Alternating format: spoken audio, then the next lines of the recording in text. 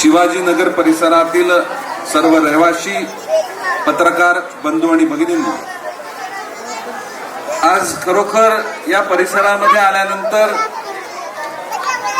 या परिसरामध्ये गेली 20 वर्ष ज्या पद्धतीनं कामकाज केलं गेलं,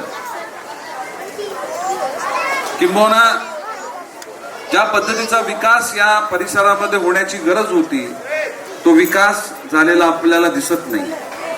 कारण या परिसरामधील नागरिकांमध्ये दहशत निर्माण करायची, इलेक्शनच्या वेळेस काहीतरी प्रलोभन दाखवायची, आणि एकदा काय वोटिंग पूर्ण झालं की नंतर गेली 5 वर्ष लोकांकडे दुर्गुण देखील बघायचं नाही आणि सर्व नागरिकांना जसं गृहीतच धरायचं.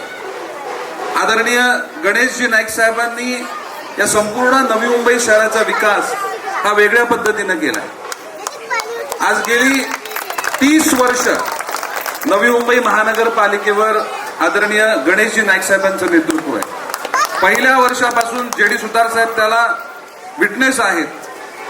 अरुण सुतार असतील, जेडी सुतार साहेब असतील, यांनी त्यांच्या सोबत प्रत्येक संघर्षामध्ये काम केलं. गेली 30 वर्ष कोणत्याही प्रकारची घरपट्टी आणि पाणीपट्टी न वाढलेलं शहर कुठलं असेल देशामधलं तर ते नवी मुंबई शहर. मुंबई शहरानंतर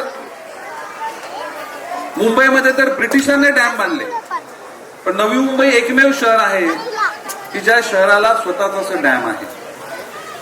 अशा पद्धतीनं काम करत असताना आपल्या शहराच्या सर्व व्यवस्थेमध्ये आपला विकास हा नागरिकांना केंद्रबिंदू समजून केला पाहिजे. कमीत कमी टॅक्स हा नागरिकांना दिला गेला पाहिजे. सगळ्याच सुखसुविधा, मग त्या हॉस्पिटलच्या असतील, मैदानांच्या असतील, शाळेच्या असतील, बस सेवा असेल, पाण्याची सुविधा असेल, अशा सर्व सुविधा आपल्या नागरिकांना मिळाल्या पाहिजेत. या धोरणानं, या उद्देशानं आदरणीय नाईक साहेबांनी या संपूर्ण नवी मुंबईमध्ये काम केलं आणि जो बोलतो तो करून दाखवतो, त्याच्यावर लोक विश्वास ठेवतात. नाईक साहेबांनी जे जे वचन प्रत्येक इलेक्शन मध्ये दिले ते वचन गेली 30 वर्ष पूर्ण करणारा नेता कोण असेल तर ते आदरणीय गणेशजी नाईक साहेब. आता अनेक लोकांचे नेते बदललेत, त्यांची रथ येतात आणि गर्दी नसते. हे गर्दी का नाहीये? कारण 20 वर्ष जो नागरिकांना आपण त्रास दिला, नागरिक देखील वाट बघतायत. समोर त्यांच्या गेल्यानंतर नागरिक बोलत नाहीयेत, परंतु मनामध्ये नागरिकांनी ठरवलंय की काही झालं तरी हा रावण रूपी जो अहंकार आहे, जो दुराचार आहे, लोकांना ज्या पद्धतीनं धमकवलं जातं, त्याचं उत्तर देण्याचं या नागरिकांनी ठरवलंय. आणि मला विश्वास आहे आपल्या 4ही उमेदवारांना येणाऱ्या 15 तारखेला कमळ या बटनाच्या समोर बटन दाबून आपण भरघोस मतानं विजयी कराल असा माझा ठाम विश्वास आहे. आता ह्या लोकांच्या शिवाजीनगरवर नजरा का? अरे हायवेला लागलेला हा शिवाजीनगर 10 मिनिटात एअरपोर्टला पोहोचता येईल अशी जागा शिवाजीनगर.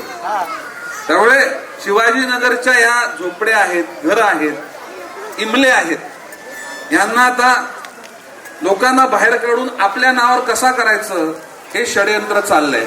आपल्याकडे काय पेपर साईन करायला आले का? आम्हाला सही करायला येत नाही ना साहेब. म्हणजे इतर वेगळी स्टोरी आहे. काही ठिकाणी लोकांकडे सह्या करा म्हणून जातात लोक, विषय मांडतात, परंतु इकडे तुमच्या डुप्लिकेट सह्या मारण्याचं काम हे पाप कोणीतरी करतंय. अशा लोकांना आपण धडा शिकवला पाहिजे. अमित मेडकरांनी सांगितलं की आता आम्हाला 500 स्क्वेअर फीटचं घर नकोय. शिवाजीनगर पूर्वीचं प्रेमनगर, नंतर निर्माण झालेलं शिवाजीनगर, अरुण सुतार, जेडी सुतार, आदरणीय गणेशजी नाईक साहेब यांनी या परिसरामध्ये राहणारा 18 पगड जातीचा समाज, काश्मीर पासून कन्याकुमारी मधला, जिल्ह्यातील प्रत्येक तालुक्यातला हा इकडे वसलेला घटक, याला सन्मान देण्याचं काम खऱ्या अर्थानं नाईक साहेबांनी केलंय.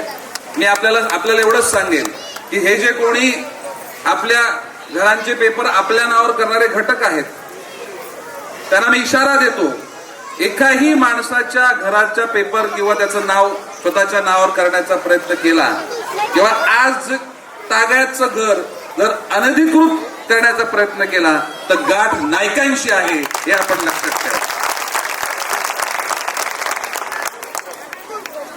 या परिसरामध्ये कोविडचं सावट होतं.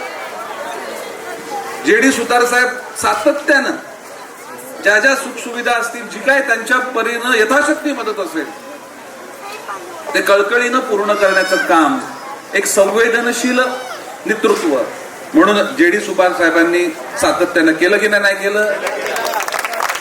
ते कुठे जाऊन बसलेले यांचा शोध घ्यायला लागेल, कारण त्यांना वॉर्डात कमी नाही, मंत्र्याला त्याला जास्त आवडतं. अशा परिस्थितीमध्ये जेडी सुतार साहेबांनी एक माणुसकी या नात्यानं या परिसरामध्ये यथाशक्ती आपलं कर्तव्य भाव म्हणून या परिसरातील लोकांना सुरक्षित ठेवण्याचं काम त्या कालखंडात केलं. मी आपल्याला एवढंच सांगेन की आपलं जे घर आहे ते काय 1 BHK नाही, आपलं घर स्वतःच्या मालकीचं हक्काचं होईल आणि ते 1 BHK नाही, 3 BHK 1000 स्क्वेअर फीट पेक्षा जास्त जागा हे आपल्याला देण्याकरता आपण कटिबद्ध आहोत असा विश्वास या ठिकाणी व्यक्त करतो. आपल्या बाजूला महानगरपालिका, ठाणे महानगरपालिका, या 6 वर्षाचा जर आपण माहिती घेतली जेडी साहेब, तर त्या महानगरपालिकेमध्ये UD डिपार्टमेंटनं 2000 कोटी रुपये दिले. किती कोटी रुपये दिले? आणि आज त्याच महानगरपालिकेमध्ये कॉन्ट्रॅक्टरची बिलं जर त्या ठिकाणी पास करायची असतील तर त्यांच्या तिजोरीमध्ये खळखळाट आहे. अरे तुमच्या तिजोऱ्या आणि लोकांच्या टॅक्सचे पैसे तुम्ही सांभाळू शकत नाही, नवी मुंबईतल्या लोकांना तुम्ही काय न्याय देणार?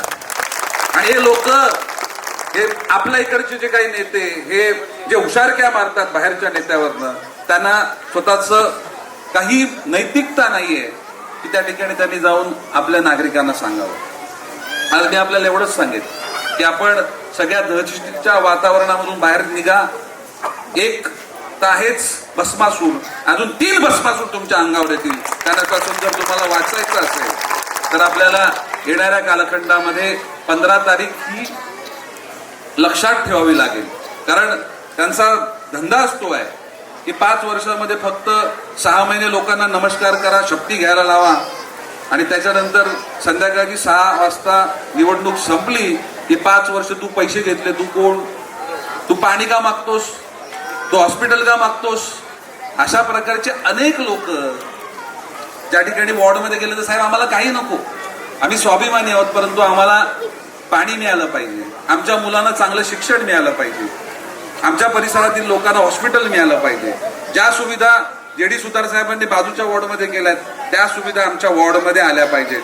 अशा प्रकारची मानसिकता प्रत्येक घटकाची आहे. आज आपल्या परिसरातला सगळा जो समाज आहे हा कष्टकरी आहे. कष्टकरी समाज हा स्वाभिमानी आहे. कोणीही पैशाला विकला जाणारा लाचार समाज या ठिकाणी नाहीये. आणि हा सगळा कष्टकरी समाज, हा प्रामाणिक समाज या 15 तारखेला या रावण विचारांना नक्कीच धडा शिकवेल असा विश्वास या ठिकाणी व्यक्त करतो. जास्त वेळ न घेता आपण पुन्हा 15 तारखेला कोणतं बटन दाबायचंय? हे काकांना सांगा, काकींना सांगा, मुलांना सांगा, आजोबांना सांगा. कारण आपण जिथपर्यंत आपल्या कमळाचा प्रचार हा घराघरापर्यंत करत नाही, आपल्याला या परिसरामध्ये बदल का हवा आहे हे प्रत्येकाच्या मनामध्ये बिंबवत नाही आणि त्या सगळ्या गोष्टी बिंबवल्यानंतर त्यांना आपण मतदान केंद्रापर्यंत कमळ विचार घेऊन जिथपर्यंत घेऊन जात नाही आणि जिथपर्यंत कमळ बटनाच्या समोर बटन दाबत नाही तिथपर्यंत आपल्याला या रावण विचारापासून सुटका नाही.